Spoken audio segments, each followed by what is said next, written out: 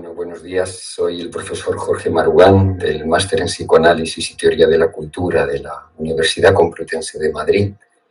El cometido de estos vídeos que os presentamos los profesores del máster es para poder iniciaros, sobre todo pensando en alumnos y cualquier persona que se quiera acercar al psicoanálisis, que no tenga una gran formación previa en él, y desarrollaremos conceptos que consideramos fundamentales para el psicoanálisis y que luego, por supuesto, iremos desarrollando en las clases. Hoy, en este ratito, os voy a presentar el concepto de transferencia. La transferencia en psicoanálisis es un concepto fundamental, sobre todo en la intervención clínica. Define y determina cómo se produce la intervención clínica en un psicoanálisis y la posición, vamos a decir, ética del psicoanalista. Freud descubre la influencia de este fenómeno de la transferencia de forma totalmente inesperada para él, ¿no? y sorprendente. Habla de este concepto, de este fenómeno que se produce en la cura, por primera vez en estudios sobre la histeria. Es un texto donde refleja el historial de diferentes pacientes que trata, casi prepsicoanalítico, lo publica en el año 1895, con su colega y mentor, Joseph Breuer, y ahí se topa ya de entrada con esta cuestión.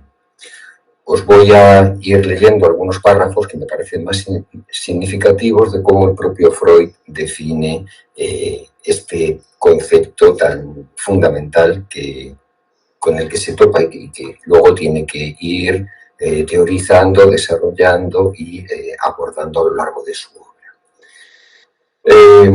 En Estudios sobre la histeria de 1895 voy a leer de la edición de las obras completas de Freud, de la edición de Amor-Ortu. Este texto está en el tomo 2 de dicha edición y lo que leo es de la página 306 del tomo 2. Dice Freud que aparecen diferentes obstáculos en la cura psicoanalítica y uno de ellos, el tercero que relata en esta página, sobreviene cuando la enferma se espanta de transferir a la persona del médico las representaciones penosas que afloran desde el contenido del análisis. Ello es frecuente y aún de ocurrencia regular en muchos análisis. La transferencia, ya la llama así, sobre el médico, acontece por enlace falso, ¿no?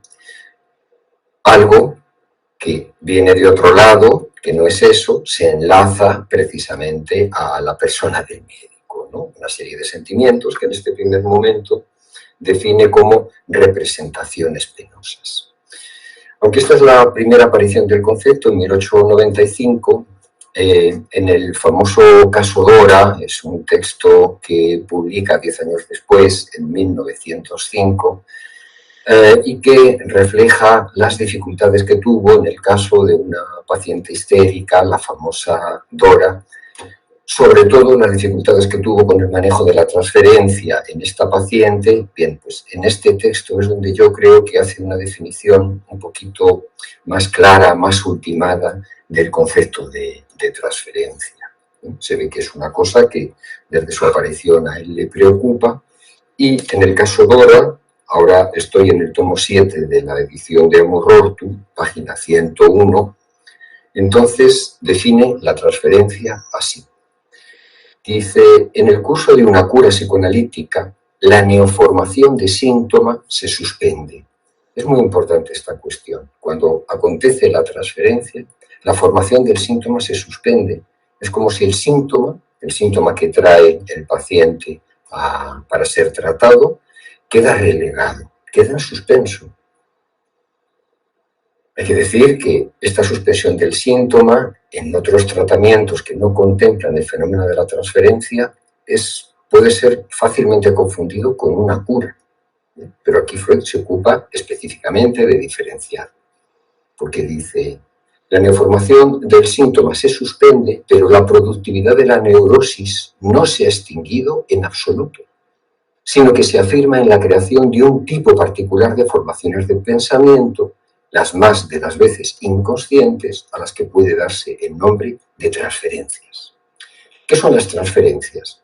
Son reediciones, recreaciones de las nociones y fantasías que a medida que el análisis avanza no puede menos que despertarse y hacerse consciente.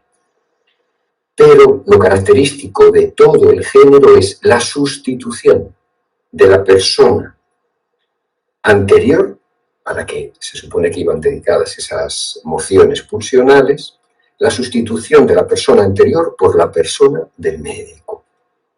Para decirlo de otro modo, toda una serie de vivencias psíquicas anteriores no es revivida como algo pasado, sino como vínculo actual con la persona del médico. Es decir, que contempla dos elementos fundamentales: la suspensión de los síntomas cuando acontece la transferencia y este valor sustitutivo en la transferencia de algo anterior que se sustituye, una persona anterior que se sustituye por la persona del médico. Pero dice, siguiente página 102 del caso Dora, otras cosas muy importantes. Dice: cuando uno se adentra en la teoría de la técnica analítica, llega a la intelección de que la transferencia es algo necesario. Es decir, lo que es un obstáculo en un primer momento y una sorpresa, sin embargo, define ya en 1905, en el caso Dora, que es algo necesario. Y continúo. Ahora bien, esta parte del trabajo es con mucho la más difícil.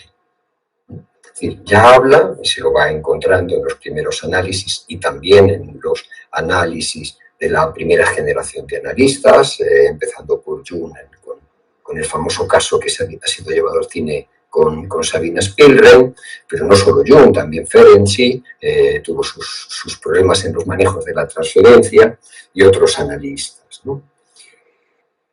Y aún así, todavía en el caso Dora, unas frases después, él puntualiza algo muy importante. La cura psicoanalítica no crea la transferencia, meramente la revela. Y esto es un valor fundamental. La transferencia se genera en muchas situaciones de la vida, sobre todo cuando se atribuye, como diría Lacan, una suposición de saber a cierta figura. Muy habitualmente la figura del médico, también puede ser un profesor. Entonces, no se crea, la cura analítica no la crea, pero sí la revela. Diría que es la única orientación terapéutica que revela, que cuenta, que maneja, que tiene en cuenta este fenómeno tan importante. Bien, pero ¿cómo descubre Freud la transferencia? No me resisto a leeros un pequeñito párrafo, él lo relata muchos años después, en 1925, en un texto que se llama Presentación autobiográfica, que relata de esta manera el primer momento en el que él se encuentra con la transferencia. Y es importante por lo que os voy a decir. Lo relata así, página 26, tomo 20 de la edición de Morrow.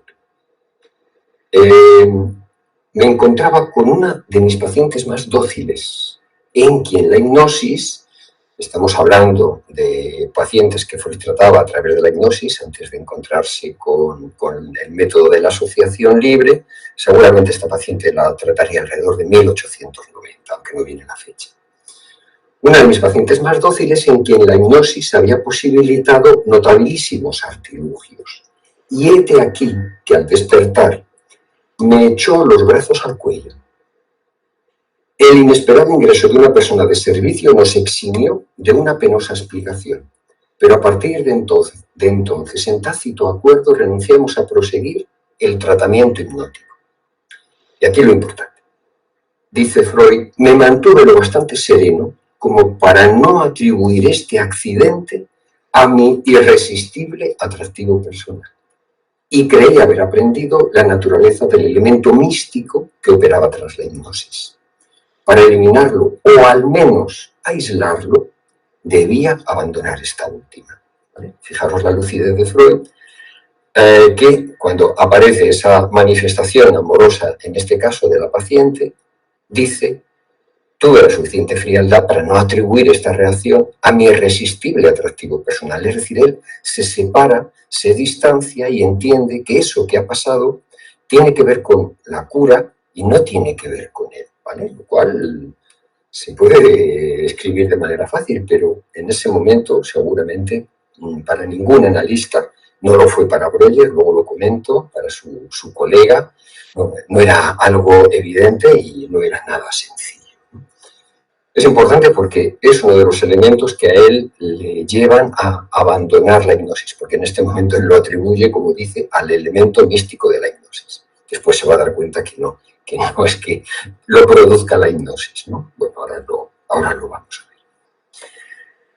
ver. Habla de la transferencia en esto que se han llamado los escritos técnicos que Freud escribe entre 1912 y 1914, y ahí es donde da cuenta efectivamente que es un fenómeno que se generaliza a todo el tratamiento psicoanalítico.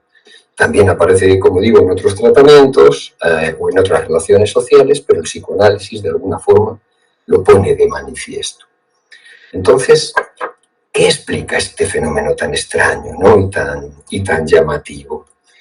De entrada, en el articulito que se llama sobre la dinámica de la transferencia, en estos escritos técnicos que publica Freud, este es de 1912, aparece en el tomo 12 de la editorial de la edición de Amor Ortu, de las obras completas, y lo que leo está en la página 97 de este tomo 12. Freud explica así, ¿no?, el origen de la transferencia. Es un textito, un párrafo que a mí me encanta.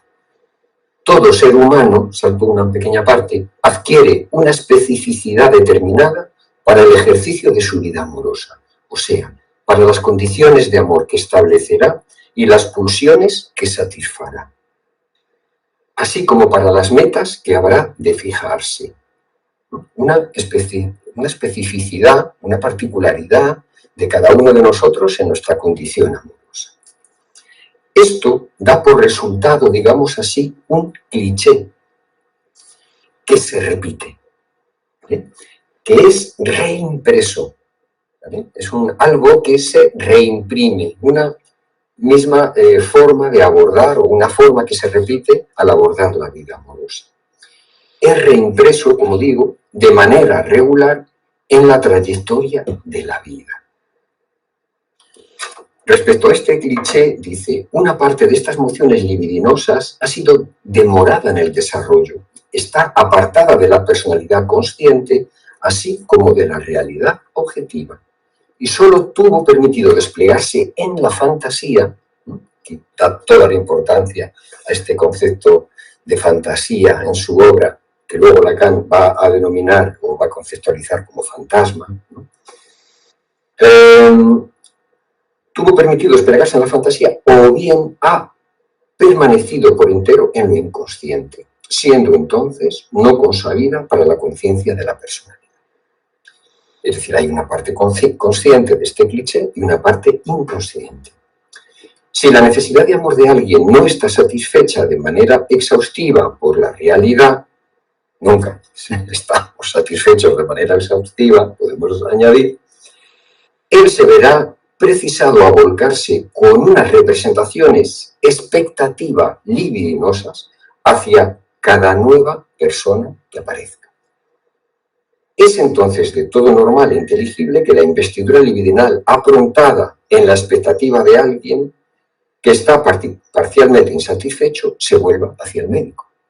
Es decir, pensándolo bien, no es tan extraño que aparezca la transferencia, en particular incluso la transferencia amorosa, en la persona del médico, ¿no? Por supuesto que el médico debe estar prevenido ante ello.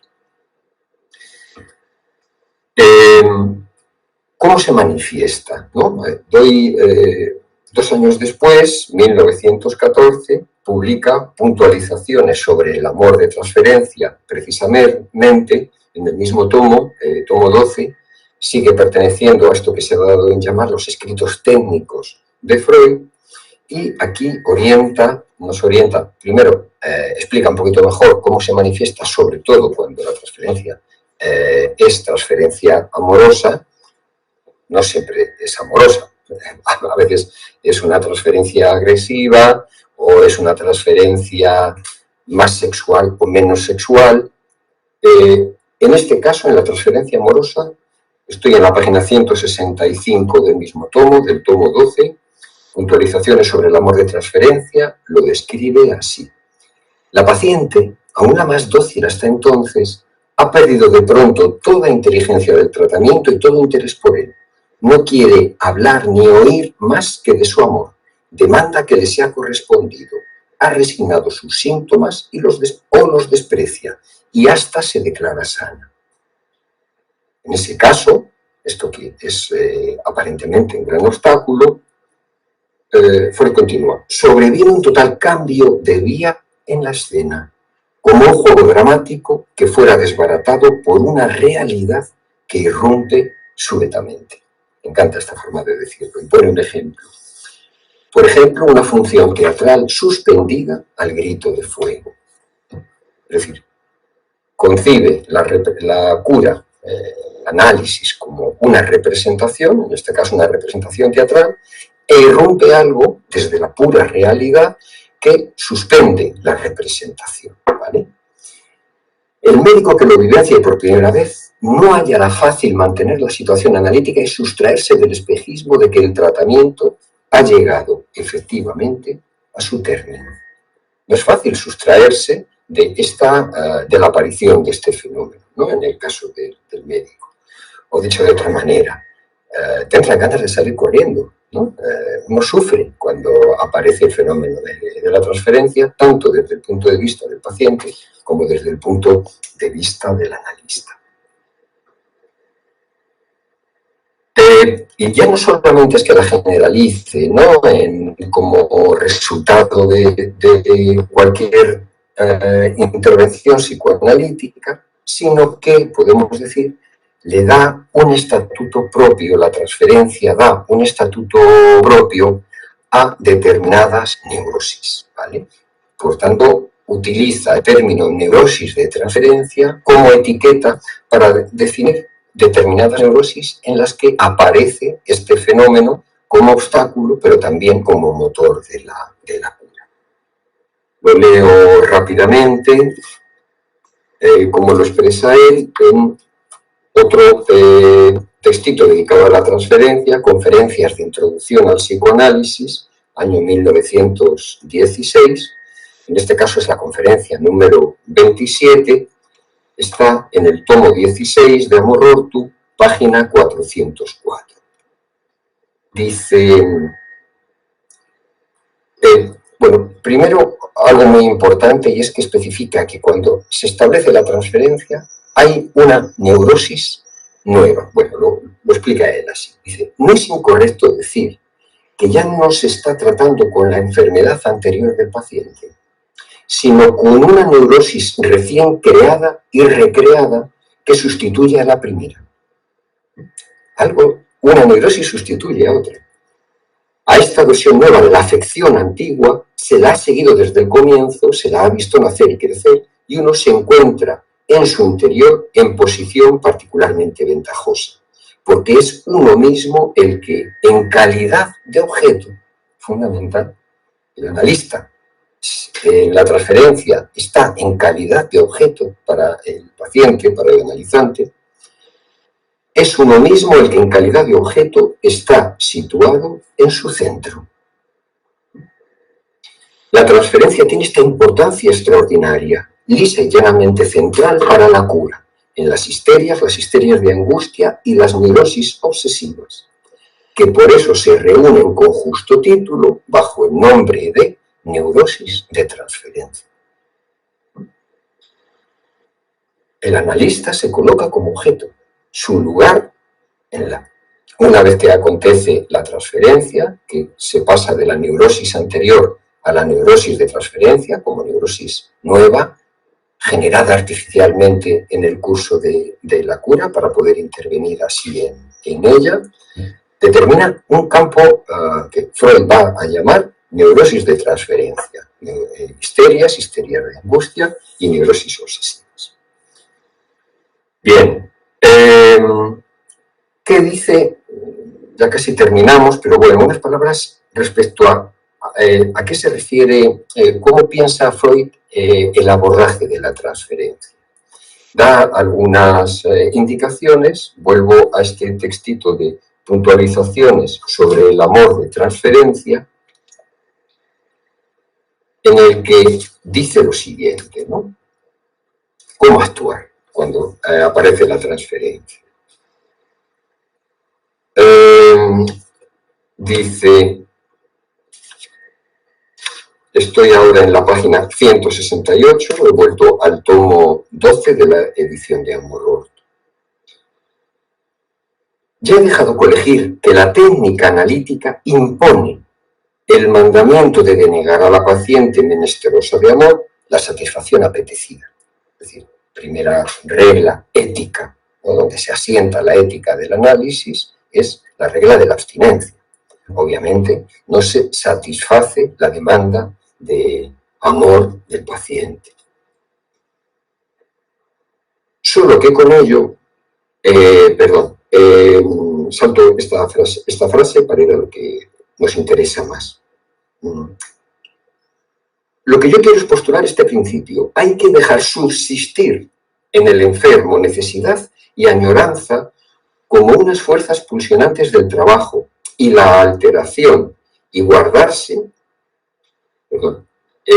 necesidad y añoranza como fuerzas pulsionales del trabajo y la alteración, o sea, y el cambio, ¿no?, el cambio que se pretende, y guardarse de apaciguarlas mediante subrogados. Voy a la página 169. Consentir la apetencia amorosa de la paciente es tan funesto para el análisis como sofocarla. Es decir, ni consentirla, regla principio de abstinencia, pero tampoco sofocarla, para poder trabajar con ella, para poder utilizarla. El camino del analista es diverso, uno para el cual la vida real no ofrece modelos. Uno debe guardarse de desviar la transferencia amorosa, de ahuyentarla o de disgustar de ella a la paciente, y con igual firmeza uno se abstendrá de corresponderle. Uno retiene la transferencia de amor, pero la trata como algo no real, como una situación por la que se atraviesa en la cura, que deberá ser, aquí es donde aparece la orientación técnica, deberá ser reorientada hacia sus orígenes inconscientes y ayudará a llevar a la conciencia lo más escondido de la vida amorosa de la enferma para así gobernarlo. Es decir, como mucho, lo primero, no sofocarla, no satisfacerla, evidentemente, no sofocarla en segundo lugar, es decir, soportarla, sostenerla, algo difícil, fácil decirlo, difícil hacerlo, y después, en todo caso, reorientarla hacia sus orígenes inconscientes, lo cual no es tan sencillo, porque a veces no están nada claros esos orígenes inconscientes. En cualquier caso, se puede intentar conectar, ¿vale? Llevar, si antes había hablado de un falso enlace, enlazar con los orígenes supuestamente verdaderos o más auténticos de esto que aparece en la transferencia, ¿no? Esas mociones pulsionales que se ponen de manifiesto en la transferencia. Bueno, hasta aquí creo que ha servido para introducir el concepto, para llevaros a los textos donde me parece que Freud habla un poquito más claramente del fenómeno, que lo hace en diferentes momentos de su obra.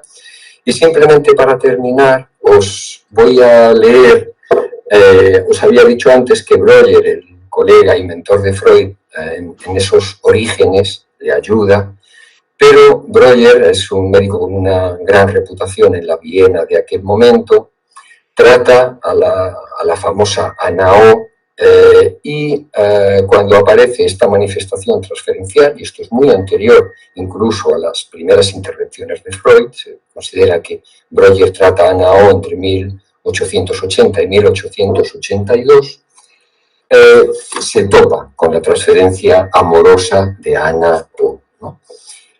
Y, bueno, vamos a decir que huye, ¿no? Huye despavorido, sale corriendo, Y según el biógrafo de Freud, que se llama Breger, en el texto Freud, el genio y sus sombras, tiempo después, Breuer comentó este asunto de lo que pasó con Anao de la siguiente manera.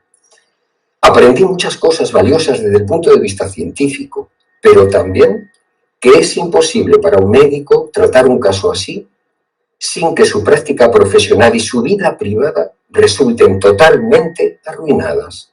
En ese momento juré no someterme nunca más a una prueba tan dura. Claro, el psicoanálisis y lo que se pone en juego, obviamente, era para valientes. Y en este caso, Breuer, pionero, no pudo serlo, y ahí es donde Freud dio un paso hacia adelante, creo que muy honesto, además de valiente, y con él inicia el psicoanálisis. Bueno, espero veros en las clases, en cualquier caso, a todos y todas, espero que os haya servido esta introducción a un término tan apasionante, como es en general para muchos, espero que cada día para más, apasionante el propio psicoanálisis.